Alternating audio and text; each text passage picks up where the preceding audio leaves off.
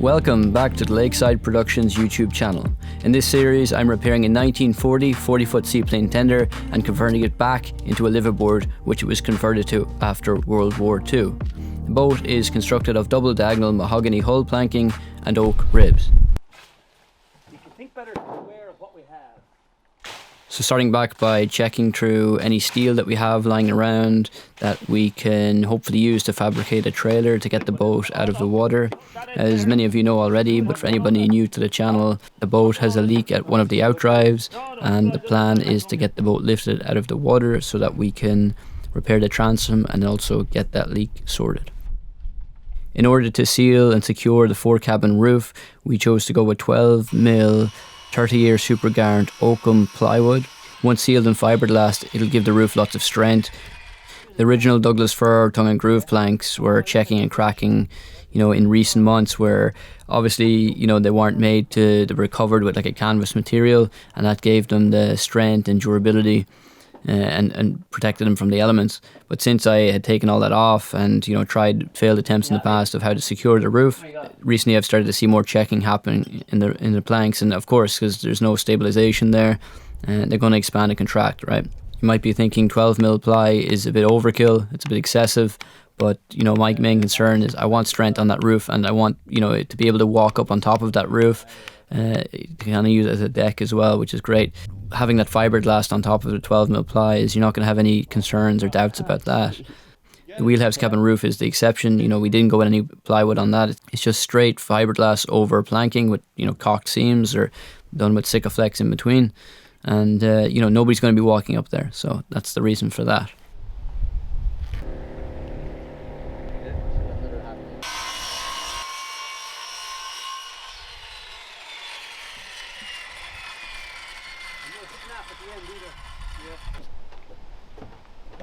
Worry about which way it goes in a minute. Can't really see. You push her on? Yeah. Are you worried about that super garant sticker? No. Well, yeah, get rid of it after. Well, we can flip it over. Oh, yeah, we can. Yeah. I can do that while you're getting on. Oh, it's up here. It's alright. It's on the other side. Up with it. We don't want to push your other one. No, so let it go. Do it and help you. Wind is our friend.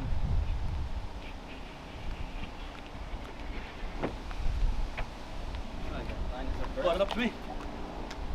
Harder. If it is, hit it home.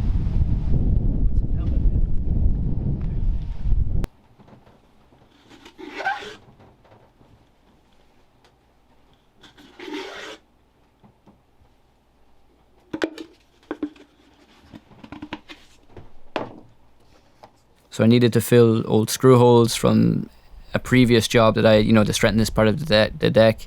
The planking was a bit funky here. I just needed to make sure that it wasn't going to crack or check any more than it had in the past. So I just shot in 2 planks underneath and I epoxied them in place and temporarily put stainless steel screws in, and that's what these screw holes are from. And then I just filled those with thickened epoxy. No, you gotta go a bit more. Yeah. You sure? Yeah.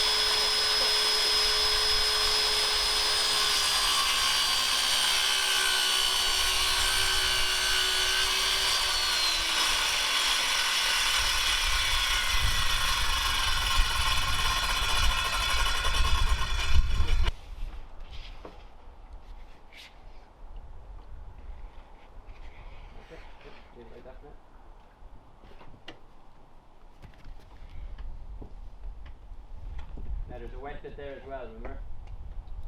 On the thing, but it'll be grand, it'll be set. Just don't move it around too much. Flip it over. Oh no, which way's she curve? That could be just the way we're holding it. It looks warm. Yeah, that's right. Nice now. Oh wow. I am flush.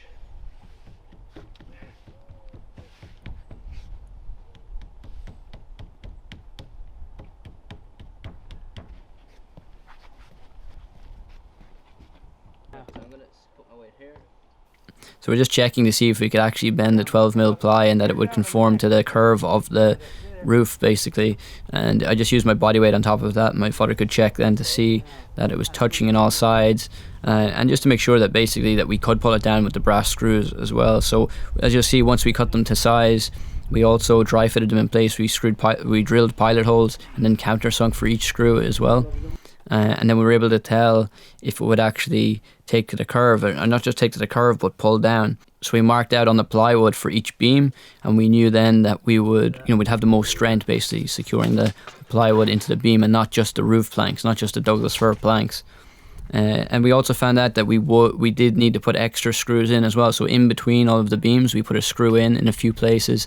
As you see, it just needed that extra bit of securing basically to pull it down at the edges. And we did that with putting a brass screw in between each roof beam. You can see it pulling down with the camera card. We just need more weight at the initial.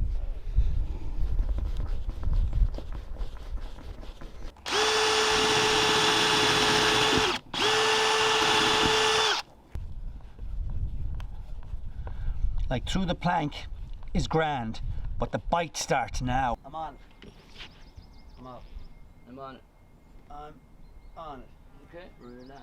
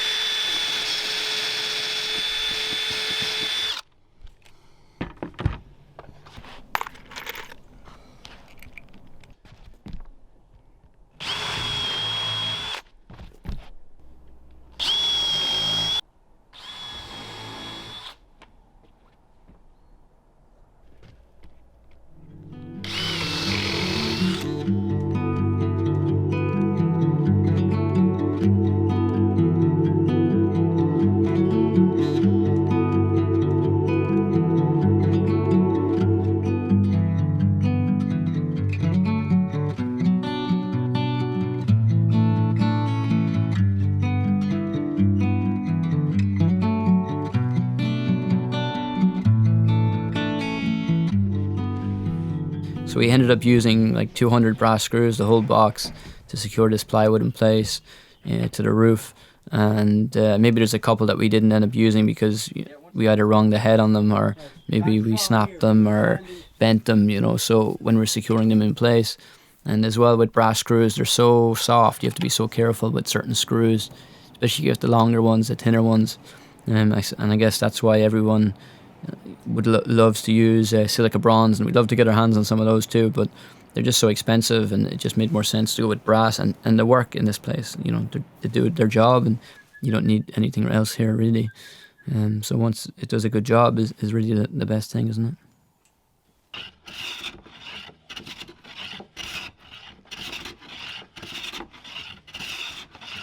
So I just used the hand plane then to remove any of the excess or the overhang of the plywood to bring it back to the forecabin kind of windshield, and to get that nice and flush, and to basically graduate that angle, and that worked perfectly. It's always fascinating to me that you can just plane plywood. I would just assume that it would be so brittle, or it wouldn't, but it slices through it. If you've got a sharp plane iron on your plane, it works fine. Yep, pretty good. We finished a bit better afterwards,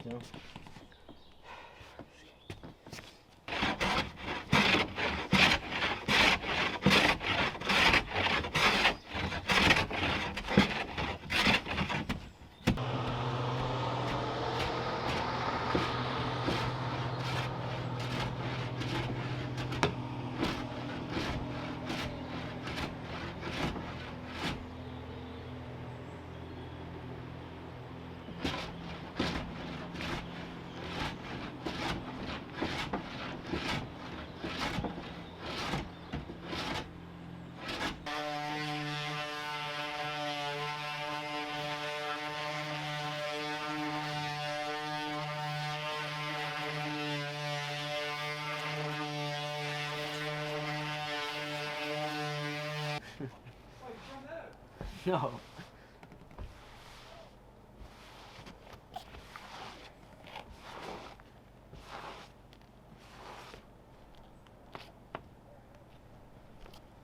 So to glue the plywood sheets to the roof, we used Gurit Ampro Epoxy. We've used this in the past. I mean, for the wheelhouse cabin roof, you might have seen that in a previous episode. If not, check it out. It's on the screen now. I also used this before. It's really good stuff, you know, and it's much cheaper than West Systems. It's much more affordable than West Systems for these kind of jobs anyway, for me. Of course, I'd like to use West Systems kind of everywhere, but for buying bulk amounts of it's not so affordable. And I've had great success with this Gurit epoxy as well. And I mean, there's places where I'm using West System too. So it's just wherever it fits best and I have a need for it. And they all work in their own ways. And I'm sure they're not all much so different from each other too, right? Well, the mark is just the edge grain, isn't it? Yeah. Let go. Nice. Now we're going to put a screw down. Okay. Yeah. And we'll close it. Just barely, like. Oh yeah.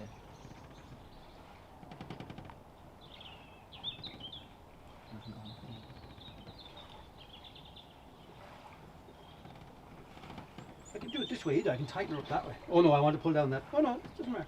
Right. Where else do you want to go? I just stay here.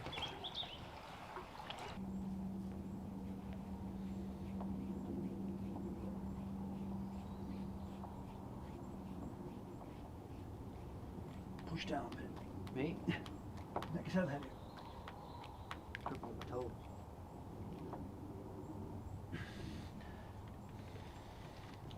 I'm running just walking on it. Ah, What are you running? Well, it's getting all print. Be standing with fiberglass over it.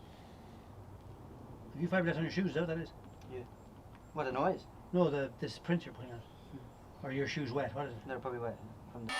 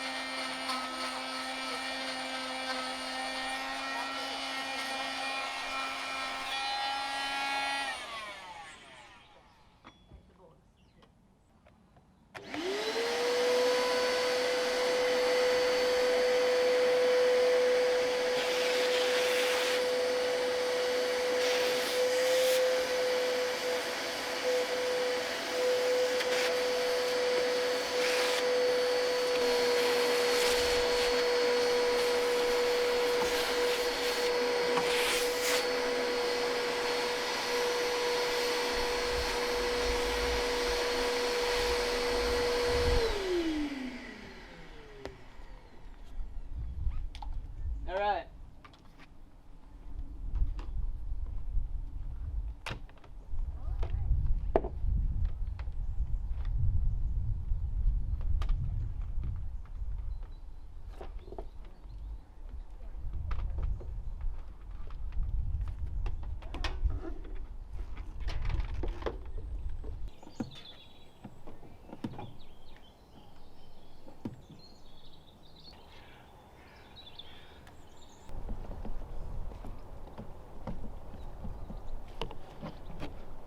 Should the shade would be easier now.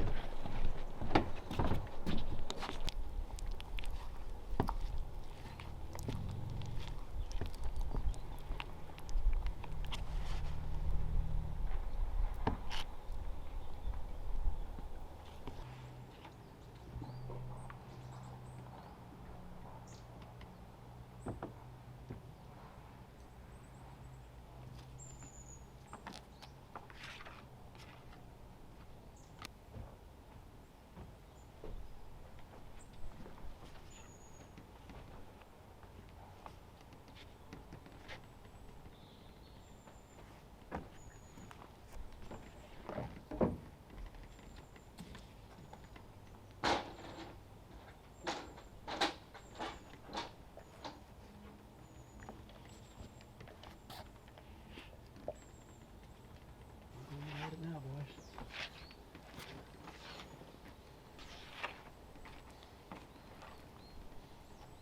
Get this edge and we'll work my way back that one in a minute. You just make up another look. We might get a lot out of this, we? Yeah.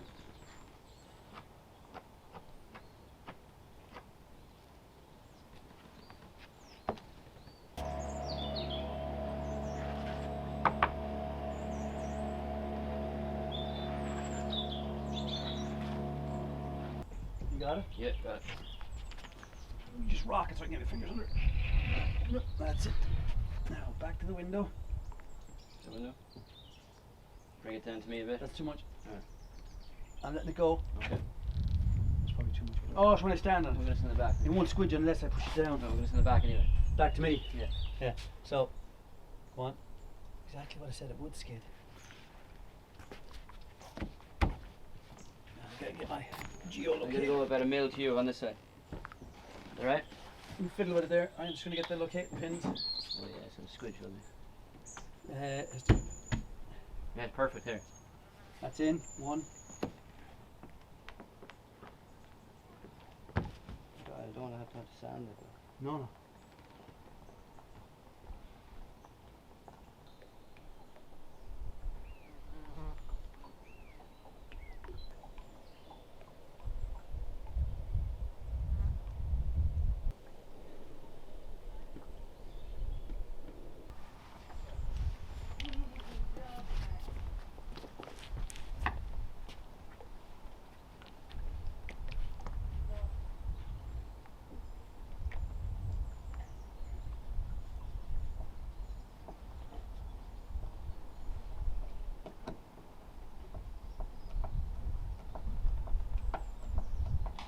Alright, then we'll Oh, there might be. Yeah, Yeah. yeah.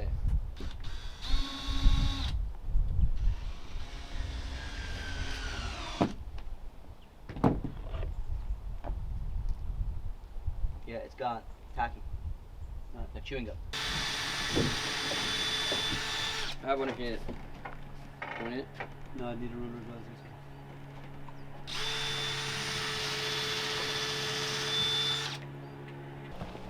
Maybe you just push the throttle forward more. Usually we'll do it. Push it at the top. Sorry. That was dodgy, sorry. Upside down. No, I need to get the. I think it has to hang over your side more. Yeah. Find the marks. Oh, and then one mark this way.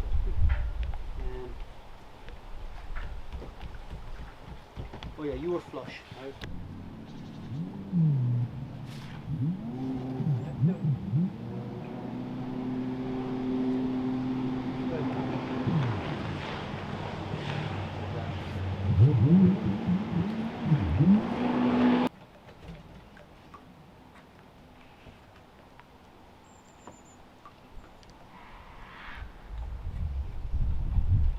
Turn that. Not yet. Close it. I think it has to come to you more. We'll close it that way. Watch your hand, watch your hair. What's the goo? Yeah.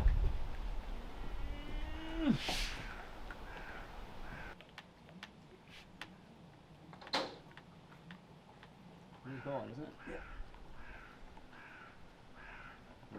So once we'd secured all the screws in place, you know, they were countersunk as well, so there was all those screw heads that I had to fill, all the countersinks I had to fill for the screw heads, right?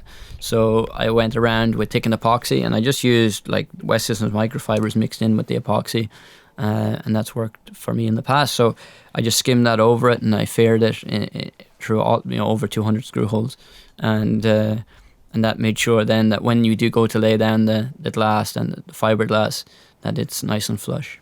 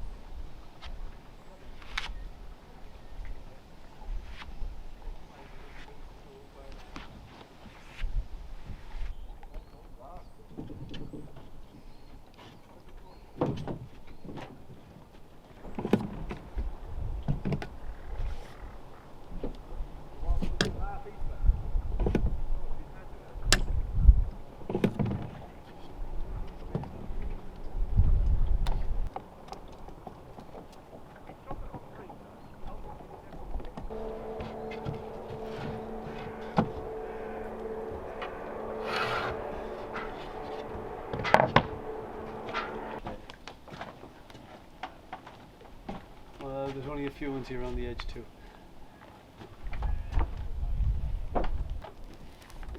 Hang on.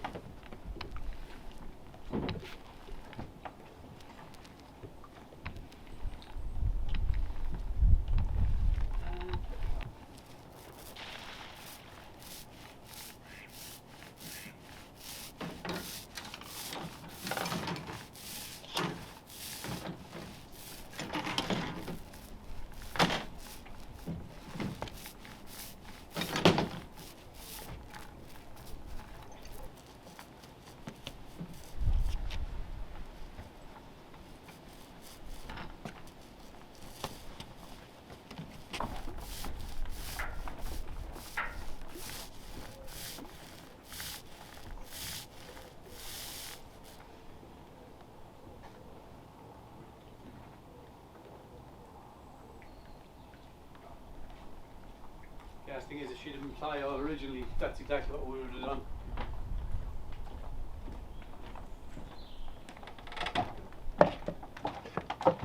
The sheet's darker there, it's something. Oh, that's actually the roughest part of it. Remember, we've seen it quite rough. Could be that.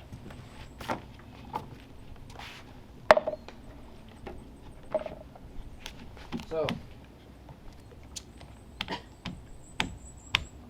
All right. Right. This is keeping me out. Yeah. So. Let's keep me out. My piece. Yeah. So. Do I?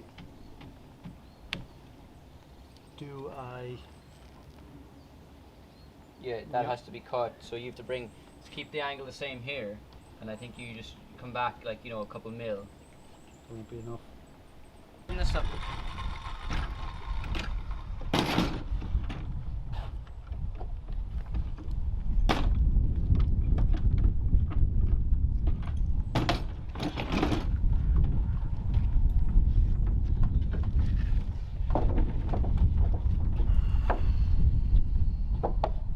What, firm? That's good.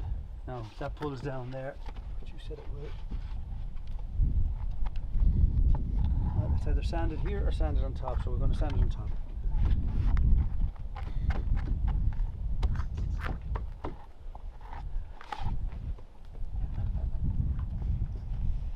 I need that done.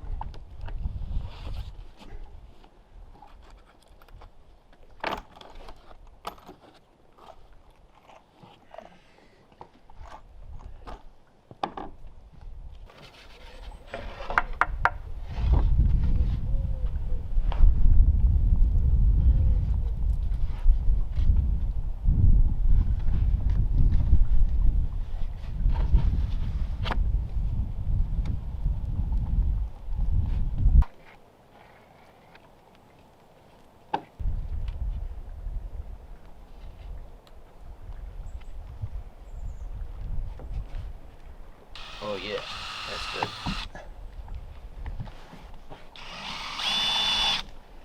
That's good, that's good.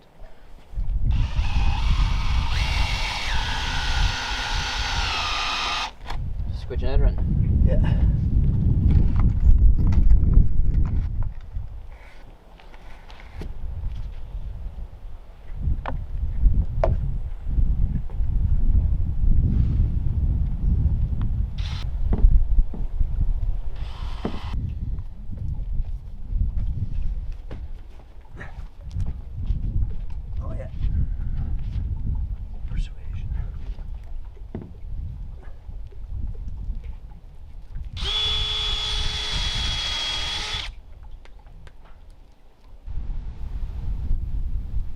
So I just used, so I have a load of these Ziploc kind of kitchen vegetable bags, freezable bags. And yeah, so you just, you know, put in all your thickened epoxy into these bags or into a bag, cut the corner off, and then you get a nice, you can just, you know, run that along any seams, anywhere you need to fill that you can't, to make it nice clean bead, it's nice and uniform. It's really great for doing that. It's a great hack to have for epoxy, and fantastic. To give it a shot.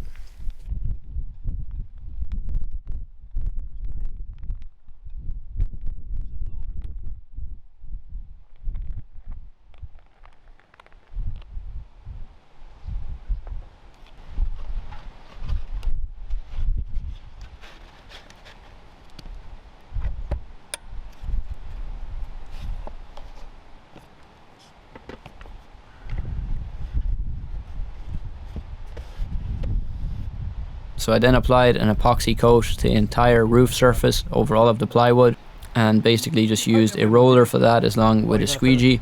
I squeegeed it out, basically ran it out on the roof, and then got it uniform with the roller, and that's the idea behind it anyway.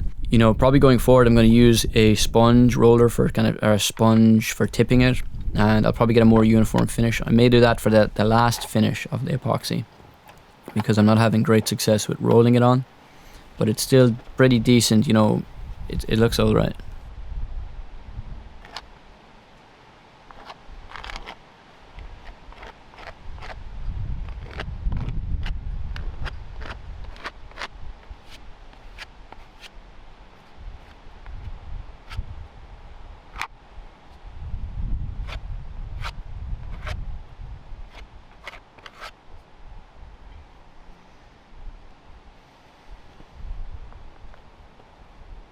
So I applied a coat of epoxy to the entire roof over all of the plywood, and then I let that set. After 16 hours I came back, I sanded it down with the belt sander with 180 grit sandpaper, obviously wiped it down with acetone, with a cloth, until it came back clear, so until the cloth doesn't take any debris anymore, to make sure that it is a debris free kind of surface, or well, to the best of my ability here, working out in the elements of course. I'm not in a shed unfortunately, so this is a warehouse or whatever, so we got to work with the conditions we have, of course, and the best we can.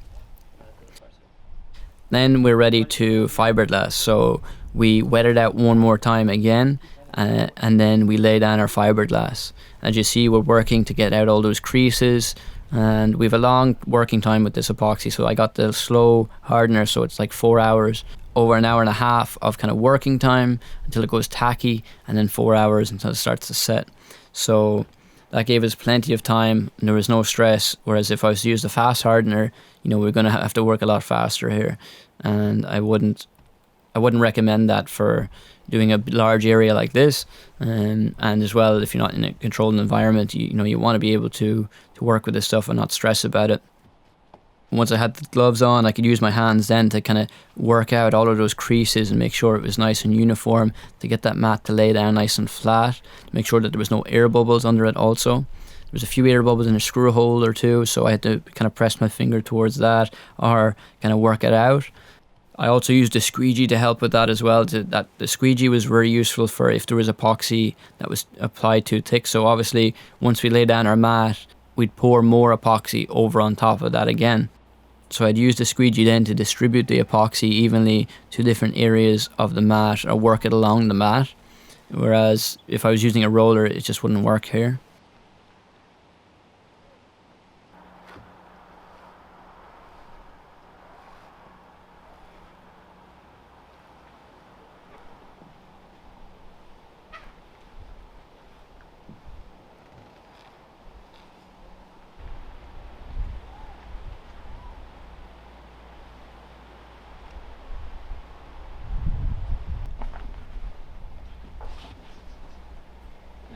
Let's get this going. No, this has to be straightened there.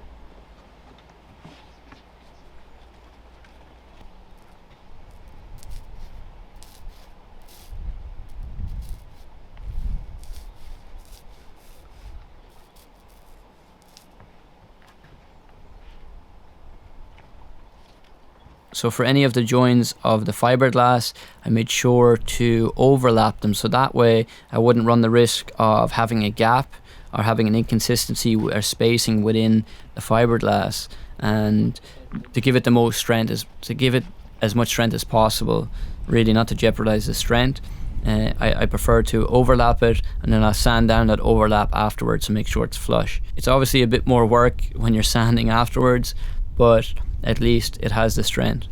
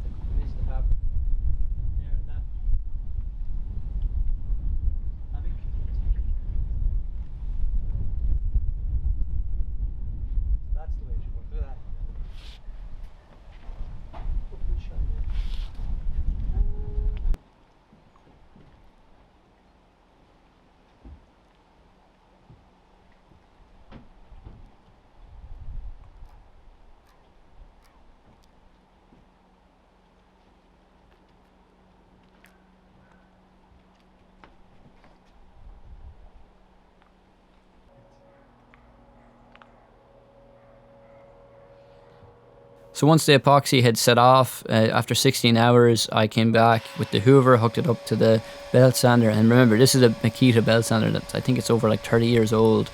My father and my uncles used it for when they were working on the boat 30 years ago when they originally bought it. And they sheeted the entire hull in fiberglass for below the waterline up as far as the rubbing strake. And this is why the boat's afloat today. So I have them to thank for that work, and that the boat continues to run, and that the boat continues to live on, and allows me to work on it, and in a roundabout way get another lifetime out of this boat, hopefully. So it just goes to show you it's a great tool, and I wish all tools were made like this Makita belt sander. Snap. Snap the belt. What one was it? 180. Do you know by the feel at all? Bro. Huh? 180. 180. Yeah, 180.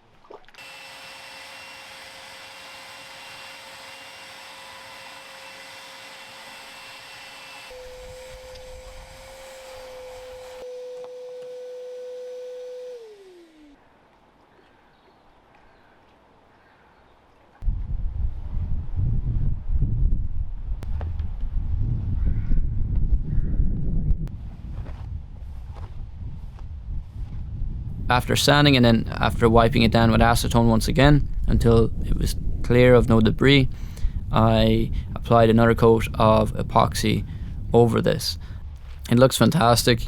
It's really cool to see that kind of coat that's transparent, and yeah, just to know that it's watertight is a great sense of relief and accomplishment too. Of course, there's a bit more work to do here. I'm going to follow along the side of the roof with fiberglass tape, just like a 1-inch strip of fiberglass, and work that in, or epoxy that on as well.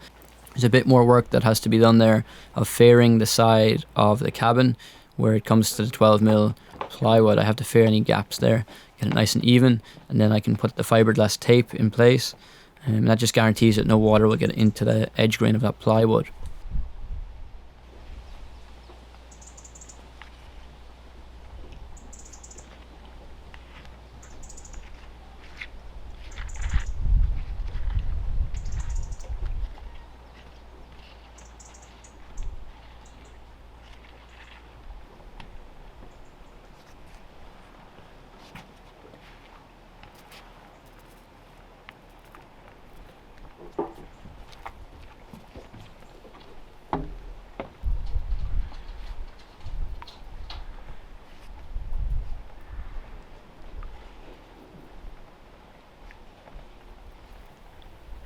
If you enjoyed this episode, make sure to check out the last one where we dismantled the entire engine cover combing, and yeah, was an interesting episode. So check that out. So please leave a like if you enjoyed the video, and subscribe if you haven't already. I do have a PayPal and Patreon link in the description below if you feel like further supporting the project there. Thanks a million for all of you who've continued to support the project in one way or another. As always, guys, stay productive and have fun creating. I will see you all in the next episode.